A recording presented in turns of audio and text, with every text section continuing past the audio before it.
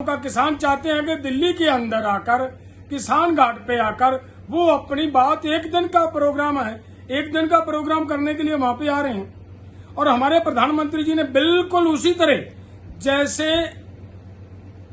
24-25 के आंदोलन के दौरान सीमेंटेड बैरिकेडिंग की गई थी, वैसी ही बैरिकेडिंग फिर से कर दी गई है।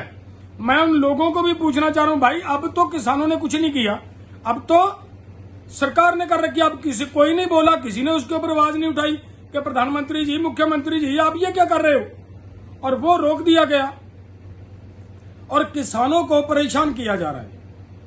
ये कौन सा लोकतंत्र है? आपकी वो आपने सर पे जो हरी पगड़ी बांधकर वो यहां पे प्रदर्शन किया एक तरह का, उसका क्या बना प्रधानमंत्री जी?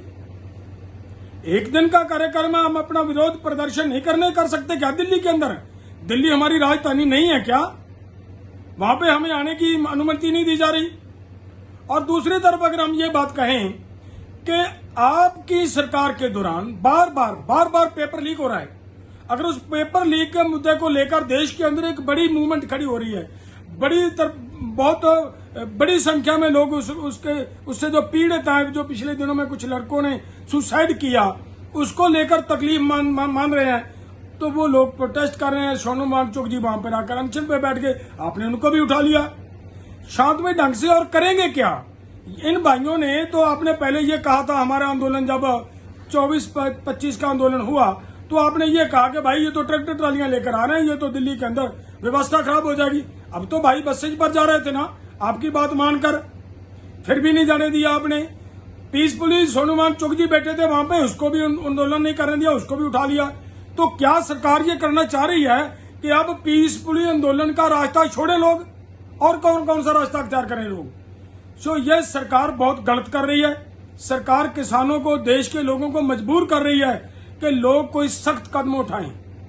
हमारे जितने साथी किसान भाई जितने गिरफ्तार किए हैं, जितने लोगों को इन्होंने गिरफ्तार किया अलग अलग स्टेटों में, सभी किसानों को तुरंत रिहा करे सरकार, वरना हमें मजबूर करेगी कोई सख्त स्टैंड लेने के लिए।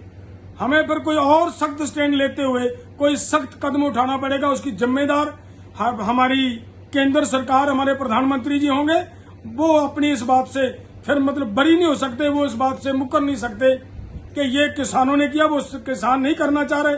किसान हर तरह का मतलब सहयोग कर रहे हैं, वो शांतिपूर्वक ढंग से अपनी बात रखनी चाह रहे हैं, लेकिन उनको बात रखने का मौका नहीं दिया जा रहा।